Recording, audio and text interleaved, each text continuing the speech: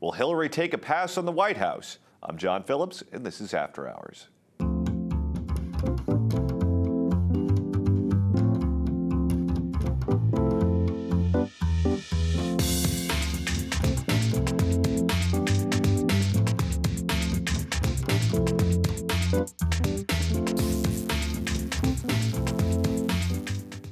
Former White House press secretary and Clinton apologist Mike McCurry thinks that there's a good chance that Hillary Clinton will not run for president. Go ahead and take a look for yourself. Mike, you seem to be convinced that Mrs. Clinton's running. I like to say I'm the only person left. I'm probably in this car, the only last person in Washington who would be willing to take some bet that she might not run. Suddenly he's morphing into Ben Franklin, too. Around the same time, GOP strategist Karl Rove floated the trial balloon that Hillary may have suffered brain damage when she fell and hit her head a couple of years ago. Although Bill says that's BS.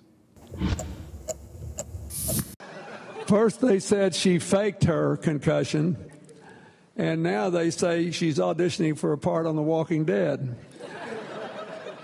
They went to all this trouble to say that she had staged what was a terrible concussion that required 6 months of very serious work to get over.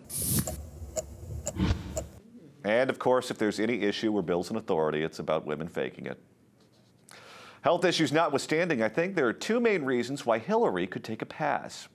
One, she still doesn't have a good answer to the question, what did she accomplish when she was Secretary of State? Benghazi?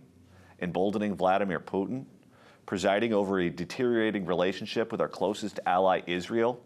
Everything she touched was a disaster. She's the anti-Midas. Number two is that every year that goes by is another candle on the birthday cake. The Democratic Party is a party that is obsessed with youth and the next best thing. Their candidates that actually win are candidates that come out of nowhere. Think about it. Jimmy Carter, Bill Clinton, Barack Obama. But when they give the nomination to whoever's next in line, they lose. Think Walter Mondale, Al Gore, and John Kerry. Hillary Clinton certainly fits that bill. The main storyline she would have going for her is that it's her turn. Good luck selling that to Democratic Party primary voters. Now it's time to turn this over to the After Hours panel. She's the host of the Tammy Bruce radio show, which you can get online at tammybruce.com. Tammy Bruce. He's a very fair-minded civil rights defense attorney who you can get online at clearthecourt.com. Mr. Leo Terrell. And he's the PJTV contributor from his home studio in the great state of Pennsylvania, whose political satire books are available at Amazon.com, Mr. Scott Ott. And Scott, we'll start with you because you're the only one on this panel who's an elected official. And when you're looking at Hillary Clinton, you're looking at her chances of becoming the Democratic nominee for president. There she is with her thick glasses there that were meant to correct her double vision. Her main case is that it's her job. She's next in line. She's put in her dues. She's done everything that you're supposed to do as a loyal Democrat, so it's her turn. Yeah, and that's a message that sells as well. In fact, if you, right here at PJTV.com, our colleague Michelle Fields went out, I believe, on the campus of George Washington University and asked students what they thought it was in Hillary Clinton's resume that recommended her as president of the United States. What were her accomplishments? And to her surprise, perhaps nobody's surprise, we found that nobody could name anything with one or two exceptions. And one of those exceptions was somebody named Benghazi. They thought that was one of the high points, one of the things that recommended Hillary Clinton to be president of the United States. Yet it's not just Hillary. There is a certain sense of privilege that comes with the political elite where they think, hey, I've done my time in the trenches. It's my turn. It's the old Bob Dole thing where he's been a good foot soldier.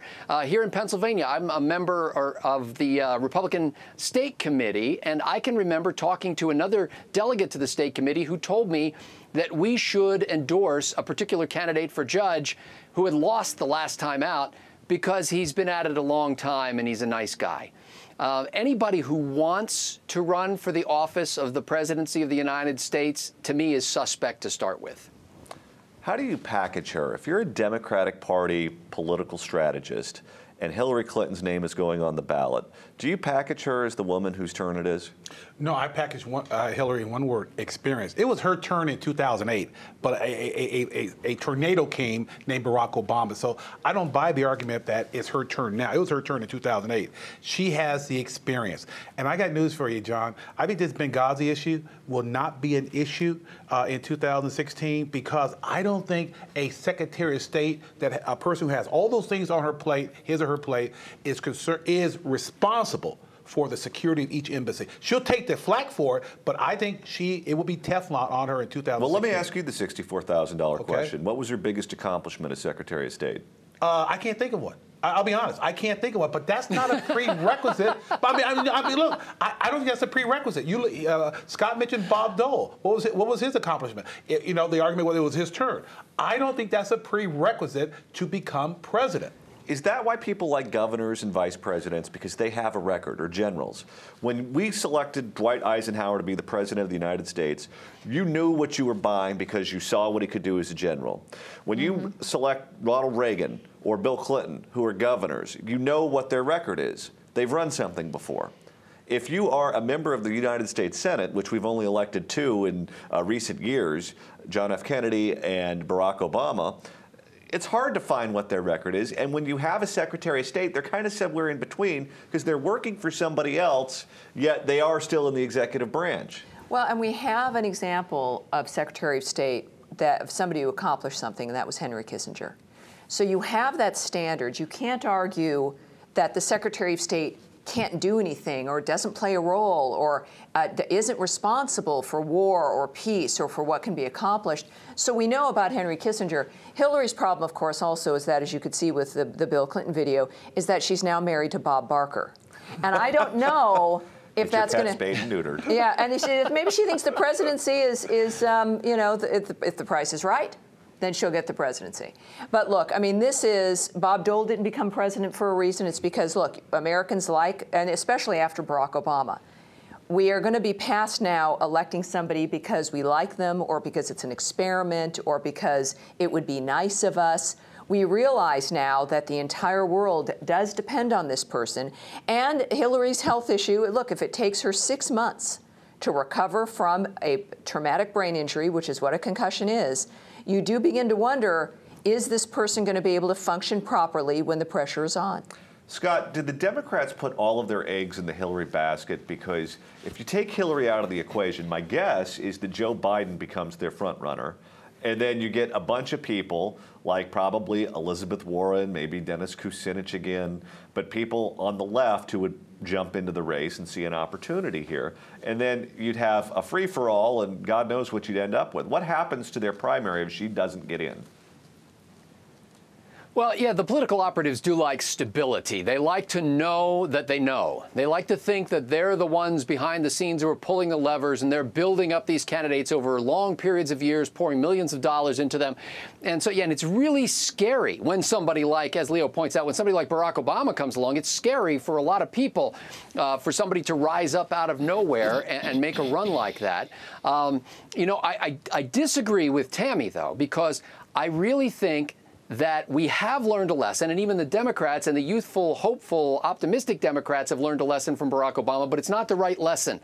They are still vulnerable to another story, and that's what Hillary Clinton has. She doesn't have a resume. She doesn't have accomplishments. She has a story. She should be on one of those bus ads that I believe CARE used to try to get people to reinterpret the meaning of the word jihad as just a personal struggle. Hillary's campaign should be My Jihad, being married to Bill Clinton. Or it could be my transformation into Mr. Magoo, you're right. Scott, you're absolutely right. I mean, this is and liberals now, since most of them are also going to be potheads by the time the next election rolls around, they will just kind of wander in and vote. It's like, well, Mr. Magoo's the next candidate. Let's vote for her. I mean, this is, you can never underestimate the stupidity of liberals and of the Democratic Party.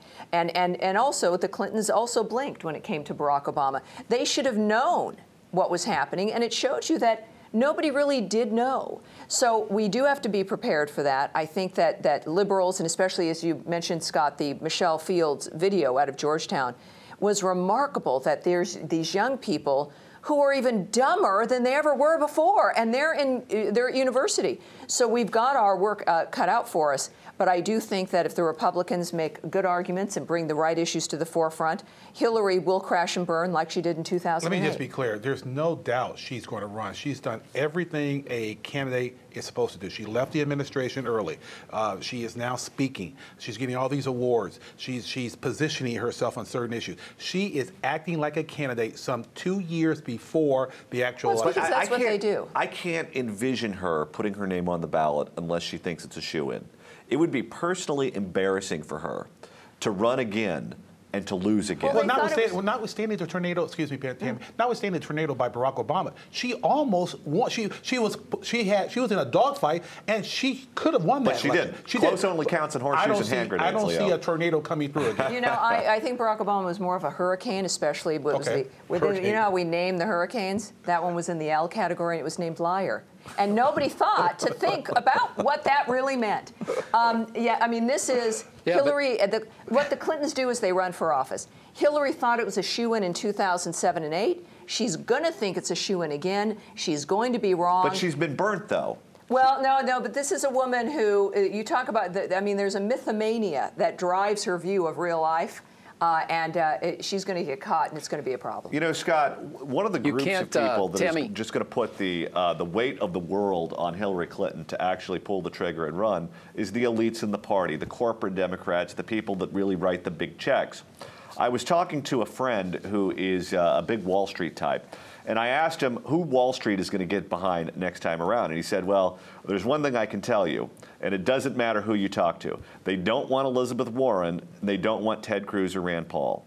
They would be as happy as clams if they got a Hillary Clinton against Jeb Bush or Hillary Clinton against a Chris Christie. They would hedge their bets. They would give money to both sides, and they would go to bed happy.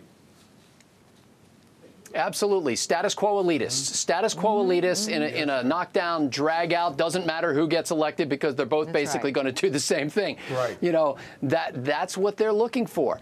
And I think that, frankly, that's very likely to happen. And I don't know if we still have that clip available that we ran at the beginning with the guy sitting in the back of the car. John, I don't think you can underestimate the power of this show, comedians in cars getting coffee. I think you really need to take into account what that guy in the back seat there is saying. And Seinfeld right there wearing a tie, uncharacteristically Jerry Seinfeld driving the car and wearing a tie. We got to take this stuff seriously. What is the new obsession with interviewing people in cars? Didn't it start on Showtime where they interviewed people or they put cameras in the back of cabs? No, that was HBO, Taxi Cab Confessions. I saw it. And it was Confessions and Cash Cab. To where, and you know, it's who knows what it is. It's just the new gimmick. It's called Taxi Cab Confessions, HBO. I want to see Scott Ott in the back of a taxi cab doing some confessions. I need to get some big name people in the back of my 1999 Saturn SL2, which is what I drive. I think that could make an awesome show for PJTV. All right. And Scott Ott, you get the last word. You could get Scott's books that are wonderful books, political satire books. Father's Day is right around the corner. It makes a good gift. Amazon.com is where you can find those. Leo Terrell, the fair-minded civil rights defense attorney, you can get him at clearthecourt.com. Tammy Bruce, you can also buy subscriptions to TammyBruce.com for your dad. That's right, for Tammy Radio. Yes. There you go. TammyBruce.com is how you can get a hold of her. And don't forget, you can always comment in the comments section below. For After Hours, I'm John Phillips. Thanks so much for watching.